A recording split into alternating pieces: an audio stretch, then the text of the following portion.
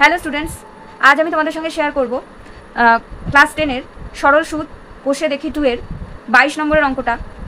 22 নম্বরের অঙ্কে আছে সংক্ষিপ্ত উত্তরধর্মী প্রশ্ন। দেখো 1 নম্বরের অঙ্কটা বলছে কোনো মূলধন বার্ষিক 6.1/4% সরল সুদের হারে কত বছরে দ্বিগুণ হবে তা লিখি। তো দেখো ধরে নিলাম আসল সমান x টাকা, সুদাসল সমান 2x টাকা। কেন সুদাসল 2x টাকা? কেননা এখানে বলা হয়েছে যে কত বছরে দ্বিগুণ হবে কোনো মূলধনটা মানে হচ্ছে আসলটা আমি এখানে ধরে নিলাম হচ্ছে x টাকা, ঠিক আছে। এবার সেটা কত বছরে দ্বিগুণ হবে, দ্বিগুণ মানে হচ্ছে 2x, তাই তো? তাহলে সেইটা দ্বিগুণটা কি, মানে দ্বিগুণ যেটা সেটা হচ্ছে সুদাসল, তার মানে 2x টাকা। তাহলে সুদ তাহলে কত না 2x - x এত টাকা সমান x টাকা। ওকে, আচ্ছা তাহলে আমি এখানে ছকটা তৈরি করে নিতে পারি। p মানে হচ্ছে x, ঠিক আছে, আর সুদ মানে হচ্ছে i, সেটাও হচ্ছে x টাকা। ওকে, আচ্ছা t মানে হচ্ছে এটা কত বছর সেটা আমি জানি না, এটা সেই জন্য জিজ্ঞাসা চিহ্ন। আর হচ্ছে এখানে 6.1/4%, তার মানে 4 × 6 = 24 আর একে 25/4। ওকে, তাহলে এখানে t এর ভ্যালুটা আমাকে জানতে হবে। t = 100 × i / p × r। ওকে, তাহলে 100 × i মানে হচ্ছে x ডিভাইডেড বাই p মানে হচ্ছে x ইন্টু r মানে হচ্ছে 25/4। 25, আচ্ছা নিচে 4টা না লিখে মানে 4টা কিন্তু মানে এখানে হচ্ছে আসল ডিভাইডটা হচ্ছে এটা, তার নিচে ডিভাইড হলে মানে 25/4 হলে সেই 4টা চলে যাবে উপরে। এবার আমরা এখানে একটু কাটাকুটি করে ফেলি, x কাটাকুটি গেল। আচ্ছা এটা কাটাকুটি যাচ্ছে, 4 × 25 = 100, তাহলে 4 × 4 = 16। তাহলে কত বছর হলো না কত বছরে দ্বিগুণ হবে, না t হচ্ছে 16 বেরোলো, তাহলে 16 বছরে দ্বিগুণ হবে। ওকে, তাহলে এটাই হচ্ছে আনসার। তাহলে তোমরা কিন্তু এইভাবে আনসার লিখবে না, তোমরা লিখবে তাহলে কি না কোনো মূলধন বার্ষিক 6.1/4% সরল সুদের হারে 16 বছরে দ্বিগুণ হবে। এটাই হচ্ছে তোমাদের হবে আনসার। এবার 2 নম্বরেরটা বলছে কি বার্ষিক সরল সুদের হার 4% থেকে 3.3/4% হওয়ায় অমলবাবুর বার্ষিক আয় 60 টাকা কম হয়, অমলবাবুর মূলধন নির্ণয় করি। ঠিক আছে, তো দেখা যাক অঙ্কটা শুরু করি। তো দেখো অঙ্কটা শুরু করলাম সরল সুদের হারের পার্থক্য দিয়ে শুরু করলাম, ঠিক আছে, কেননা বলেছে যে সরল সুদের হারটা 4% থেকে 3.3/4% হয়েছে। ঠিক আছে, প্রথমে 4% ছিল, তারপরে হয়েছে 3.3/4%।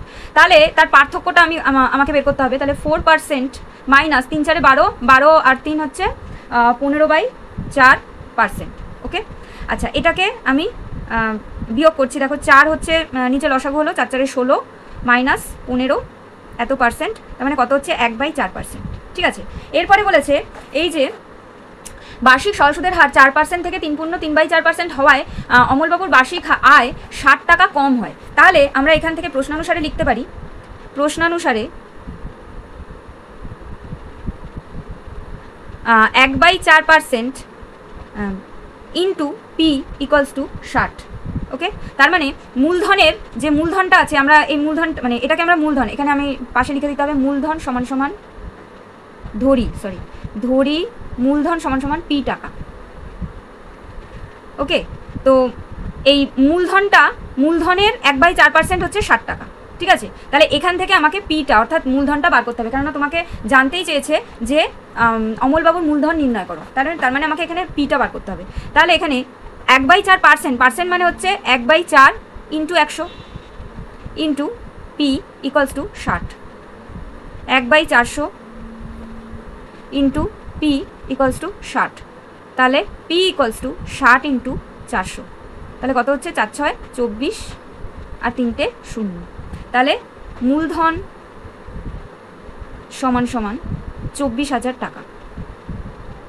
এটাই হচ্ছে আনসার। তাহলে এখানে কোশ্চেনটা বলেছে যে অমলবাবুর মূলধন নির্ণয় করি, অমলবাবুর মূলধন হচ্ছে 24,000 টাকা। ওকে, তাহলে এবার আমরা চলে আসছি 3 নম্বর অঙ্কে। 3 নম্বর বলেছে শতকরা বার্ষিক সরল সুদের হার কত হলে কোনো টাকার 4 বছরের সুদ আসলের 8/25 অংশ হবে, কোনো টাকার 4 বছরের সুদ আসলের 8/25 অংশ হবে তা নির্ণয় করি।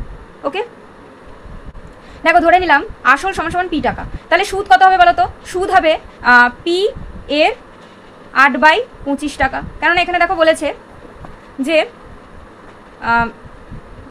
শতকরা বার্ষিক সরল সুদের হার কত হলে কোনো টাকার 4 বছরের সুদ আসলের 8/25 অংশ, তার মানে সুদটা হচ্ছে আসলের 8/25 অংশ, তার মানে আসলটা তো আমি এখানে p ধরে নিয়েছি, তাহলে আসল এর 8/25, তাহলে এত টাকা হচ্ছে সুদ, ঠিক আছে। তাহলে এটা কত হবে না 8p/25।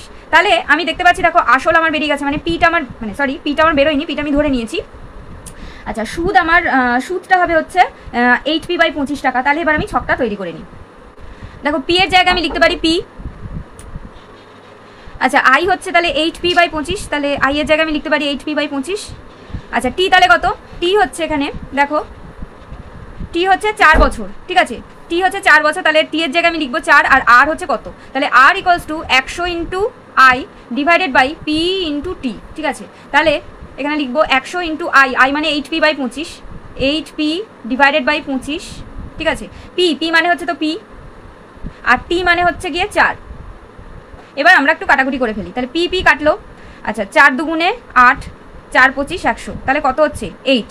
তাহলে আনসার মানে আনসার হচ্ছে তাহলে 8%, তাহলে এটাই হচ্ছে আনসার। তাহলে তোমরা কিন্তু অবশ্যই এইভাবে আনসার লিখবে না, তোমরা কিভাবে লিখবে, তোমরা লিখবে হচ্ছে শতকরা বার্ষিক সরল সুদের হার কত হলে, তার মানে লিখতে হবে এটা 8%, সরল সুদের হার 8% হলে কোনো টাকার 4 বছরের সুদ আসলের 8/25 অংশ হবে। ওকে, এইভাবে হচ্ছে উত্তরটা লিখবে। পরের কোশ্চেন হচ্ছে 4 নম্বর বলেছে শতকরা বার্ষিক সরল সুদের হার কত হলে কোনো টাকার 10 বছরের সুদ আসলের 2/5 অংশ হবে তা নির্ণয় করি, ঠিক আছে। এখানে কিন্তু দেখো সব সেম আছে, কিন্তু একটা জায়গা কিন্তু একটু ডিফারেন্ট আছে, সেটা হচ্ছে এখানে ছিল 3 নম্বরের অঙ্কটাতে সুদ কত ছিল না আসলের 8/25 অংশ, আর এখানে সুদ কত আছে না সুদ আসলের 2/5 অংশ, ঠিক আছে। তাহলে এই অঙ্কটা কিভাবে করব, দেখো অঙ্কটা আগের মতন করলে হবে না, একটু অন্যভাবে করতে হবে। দেখো পিটা পি ধরে নিলাম, আরটা আরই ধরে নিলাম। এখানে টিটা 10 বছরের বলেছে, 10 বছর, তাহলে টি এর জায়গায় আমি 10 বছর লিখলাম, আর আইটা আমি বের করব। তাহলে I equals to P T R divided by 100। তাহলে পি পি এর জায়গায় লিখলাম টি, টি এর জায়গায় লিখলাম 10,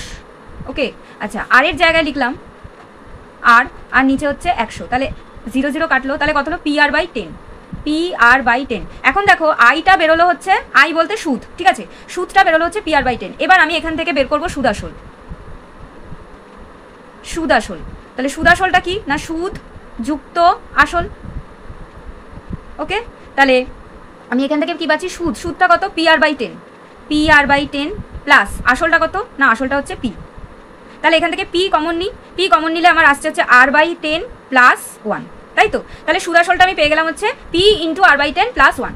এখন দেখো এখানে যেটা বলেছে সেটা হচ্ছে 10 বছরের সুদটা হচ্ছে সুদ আসলের 2/5 অংশ। তাহলে এই জায়গা থেকে আমি প্রশ্নানুসারে কি লিখতে পারি, সুদ আসলের 2/5 অংশ। তাহলে সুদ মানে কোনটা আই, এই সুদটা এইটা সুদ আসলের, তার মানে এইটা এর মানে হচ্ছে ইন্টু 2/5। তাহলে প্রশ্নানুসারে আমি লিখতে পারি, দেখো এটা PR/10 মানে এটা হচ্ছে সুদ ইকুয়ালস টু সুদ আসল মানে এই পুরোটা এর 2/5 অংশ, তার মানে 2/5 গুণ পি ইন্টু এইটা। তাহলে এবার আমি এখান থেকে বের করবো হচ্ছে আর এর ভ্যালু, ঠিক আছে। তাহলে দেখো উভয় পক্ষ থেকে পি কেটে গেল, ঠিক আছে। তাহলে এখান থেকে আমি পাচ্ছি হচ্ছে R/10 equals to 2/5 into R/10 plus 1। এবার এই 2/5টার সঙ্গে এই ব্র্যাকেটটা গুণ করে দেবো, তাহলে R/10 ইকুয়ালস টু 2R/5 10 50, অথবা আচ্ছা যাই হোক ছেড়ে দাও, প্লাস 2/5 ইন্টু 1, তার মানে 2/5, ঠিক আছে। এবার এখানে একটু কাটাকুটি করে নিই, 25 দুগুণে 50, ঠিক আছে। আচ্ছা তাহলে R/10 ইকুয়ালস টু তাহলে R/25 প্লাস 2/5, ওকে। আচ্ছা এবার এই R/25টা ওই দিকে নিয়ে চলে যাবো, তার মানে R/10 minus R/25 equals to 2/5, ওকে। এবার 10 আর 25-এর লসাগু কত, 10 আর 25-এর লসাগু করছি, দেখো 5 দিয়ে যাচ্ছে, 5 দুগুণে 10, 5 5 25, তার মানে কত হলো 5 দুগুণে 10, 5 10 50, ঠিক আছে। তাহলে এখানে আমি পাচ্ছি হচ্ছে 50, তাহলে 50 হলে এখানে হচ্ছে 5 আর মাইনাস এটা হচ্ছে 2, তার মানে 2R ইকুয়ালস টু 2/5। এটা কত হচ্ছে 3R divided by 50 equals to 2/5। তাহলে এখান থেকে আমি পাচ্ছি হচ্ছে R ইকুয়ালস টু 2/5 ইন্টু 50/3। এই 50টা উপরে উঠে গেল,